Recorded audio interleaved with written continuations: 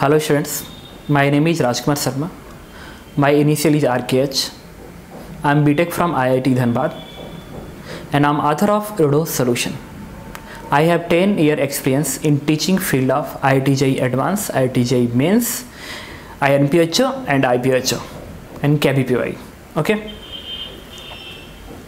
अब हम लोग इस समय 2019 जेई मेन का क्वेश्चन डिस्कस करने जा रहे हैं जो कि 9 जैन को हुआ था। तो हमारे पास जो फर्स्ट क्वेश्चन है वो एक करंट कैरिंग वायर है और एक लूप है, उसके बीच में लगने वाले फोर्स की बात कर रहा है। तो ये क्वेश्चन बहुत ही टिपिकल है और एक अच्छा क्वेश्चन है जेई मेन के पॉइंट ऑफ व्यू से। तो इसकी हम एनालिसिस भी करेंगे लास्ट में कि फोर्सेस ऐसे क्यों आ रहे हैं, फोर्स का डायरेक्शन क्या होगा, ये ऑब्जर्वेशन से भी करेंगे और कैलकुलेशन से भी कर लेंगे और दोनों को मैच भी कराएंगे कि बराबर क्यों है, क्यों सेम आ रहा है। तो कह रहा है कि एक करंट कैरिंग वायर है इनफाइनाइट लेंथ का जिसमें करंट I1 फ्लो कर रहा है।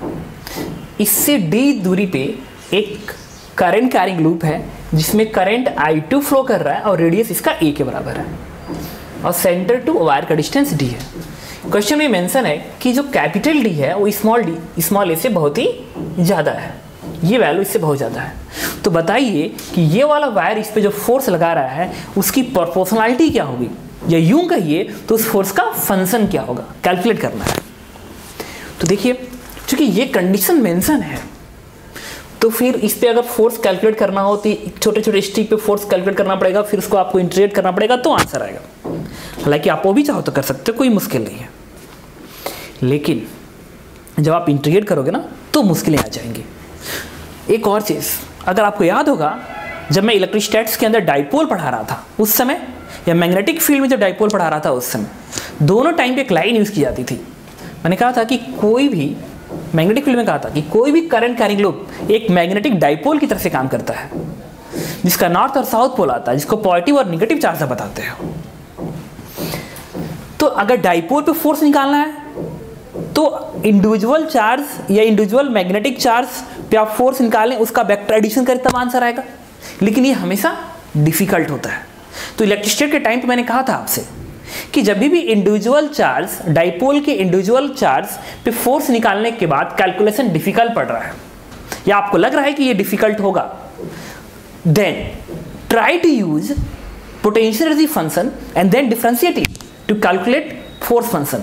मैं वहां पे एक लाइन स्टेटमेंट की तरफ से नोट करवाया था, अगर आपको याद होगा तो मैंने कहा था कि when calculation of force on individual charge with the help of individual charge becomes difficult, then try to use differentiation of potential energy function to make calculation easy.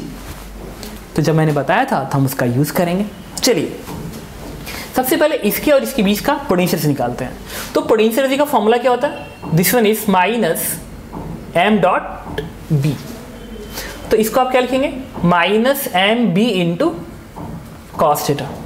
अब क्वेश्चन में है m की वैल्यू कितनी होगी, तो मैंने कहा था कि कोई भी करंट कैरिंग लूप एक मैग्नेटिक डाइपोल की तरह से काम करता है जिसका magnetic dipole moment m n i a के बराबर होता है। तो number of n number of loop है, तो नंबर ऑफ लूप इज 1, तो 1, करंट इसमें I2 है इंटू इसका एरिया पाई a स्क्वायर।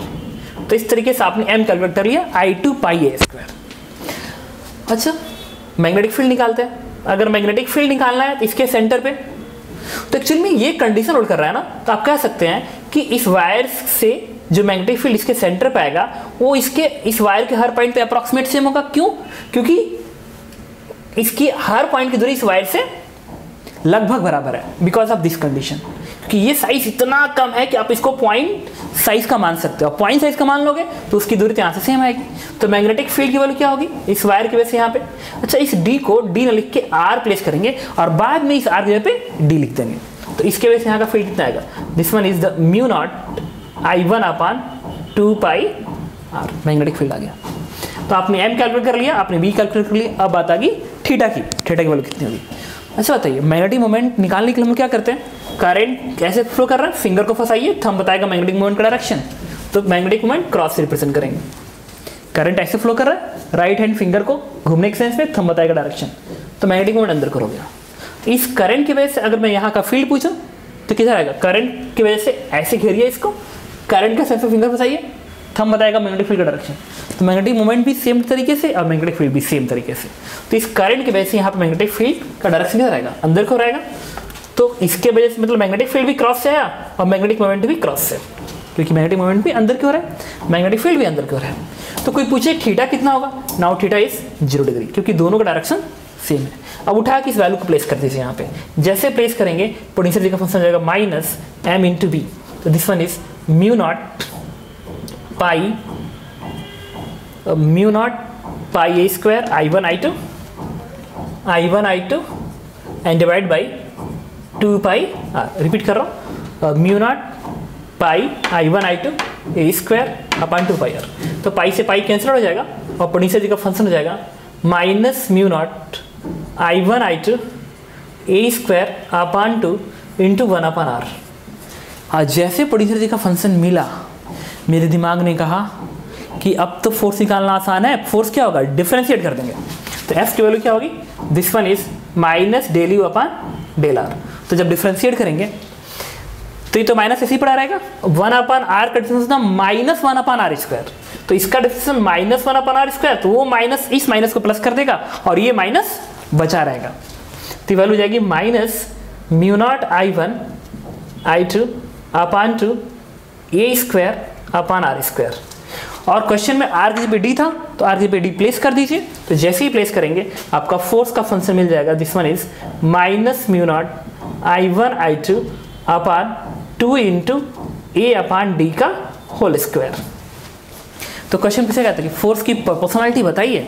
तो फोर्स की प्रोपोर्शनलिटी क्या आएगी कि force is proportional to A upon D का होल स्क्वायर। तो दिस इज आंसर्स। तो ये ऑप्शन में पड़ा हुआ था, हमने इसको मार्क कर दिया और आंसर आ गया। लेकिन अभी इसकी एनालिसिस तो बाकी है। हमें ये जानना है कि फोर्स रिपल्सिव है कि अट्रैक्टिव है। तो देखिए मैं आपको बताता हूँ, ये ऐसे नहीं है यार, ये तो पूरा का पूरा बता रहा है कि रिपल्सिव है कि अट्रैक्टिव है। क्यों? क्योंकि इससे r दूरी पे आप जा रहे हो तो डिफॉल्ट केस में कहा जाता है कि अगर आप इधर x पे जाके fx मानते हो तो fx को उधर ही मानो और इस डायरेक्शन को आप पॉजिटिव मानते हो। इसका मतलब अगर r पे आपने इधर लिया, अगर r आप इसको ओरिजिन माने हैं, आपने इसको ओरिजिन और इधर आपने r लिया है, इसके अनुसार इसका मतलब है कि आपके अनुसार पॉजिटिव इधर है। अगर पॉजिटिव इधर है कि वैल्यू तो निगेटिव आ गई, तो निगेटिव साइन बता रहा है कि this force must be attractive. इसका मतलब हमारा आंसर क्या होगा कि दिस वन इज अट्रैक्टिव। हालांकि ये ऑप्शन में अट्रैक्टिव वाला टर्म्स नहीं था, सिर्फ इतना ही था, तो हमें तो आंसर मिल चुका है। मैं एक्स्ट्रा इनपुट इसमें दे रहा हूँ, तो एक तो आंसर ही आ गया अट्रैक्टिव। अच्छा, लेकिन एक बात और है, फोर्स को डिफरेंशिएट किया माइनस आई, आपने बताया अट्रैक्टिव है। कोई तो नहीं सर इसमें तो थोड़ा सा गड़बड़ लग रहा है, फिर समझते हैं कि कैसे सर, एकदम प्रूफ करो कि बिना इक्वेशन से बताओ कि अट्रैक्टिव है कि रिपल्सिव है। मैंने कहा बड़ा आसान है, कैलकुलेट करते हैं, देखिए कैसे। एक चीज बताइए, अगर मैं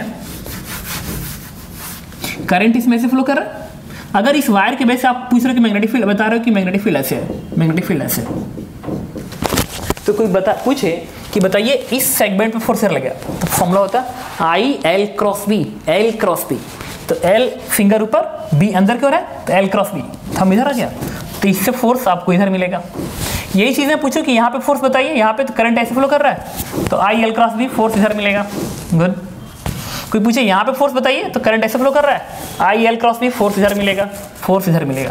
तो यहाँ से लेके इस सेगमेंट पे फोर्स ऐसे है, और वही इस सेगमेंट में देखिए तो करंट नीचे को और फील्ड अंदर, तो I L cross B thumb इधर आ रहा है, तो इस पे फोर्स इधर लगेगा। सिमिलरली कोई पूछे इस पे, तो करंट ऐसे फ्लो कर रहा है, फील्ड इधर है, तो I L cross B thumb इधर आ रहा है, मतलब फोर्स इधर लगेगा ऐसे, और ये इस पे फोर्स इधर लगेगा। इसका मतलब ये जो सेगमेंट है, ये जो सेगमेंट है, इस पे इधर फोर्स, फिर ये इधर, फिर ये इधर, ये वाला इधर, ये फोर्स इधर, ये फोर्स इधर।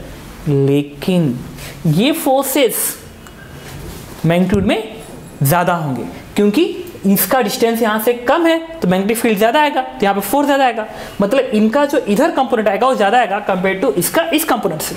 तो रिजल्टेंट फोर्स किधर जाएगा, इसकी तरफ जाएगा, तो ये अट्रैक्टिव ही तो है। इसका मतलब इस पर जो नेट फोर्स लगेगा उसका डायरेक्शन इस डायरेक्शन में होगा, मतलब अट्रैक्टिव होगा, तो इस पर net force will be attractive. तो हमने ये बता दिया कि अट्रैक्टिव होगा, लेकिन अभी भी कैलकुलेशंस में कुछ एनालिसिस बाकी हैं। जैसे जब पोटेंशियल का फंक्शन लिखा जाता है तो बच्चे क्या करते हैं कि सीधे डिफरेंशिएट करते कहते सर आंसर आ गया, गुड। लेकिन इसमें एक प्रॉब्लम है। मान लीजिए पोटेंशियल एनर्जी को आप डिफरेंशिएट कर रहे हैं एक्स के रिस्पेक्ट में, तो फोर्स तो एक्स में आया, आपने वाई को तो डिफरेंशिएट किया नहीं, आपने जेड में डिफरेंशिएट किया नहीं, तो आपने कैसे कर दिया कि सर नेट फोर्स एक्स में ही है। जब F Y F Z zero होता तब तो एक्स में होता।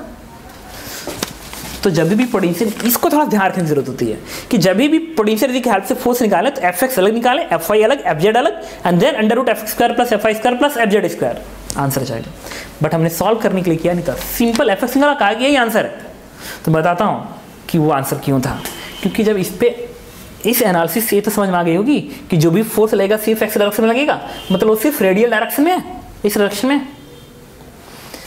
तो जब आप डिफरेंशिएट करेंगे आर के रिस्पेक्ट में तो फोर्स तो आर के ही डायरेक्शन में आएगा।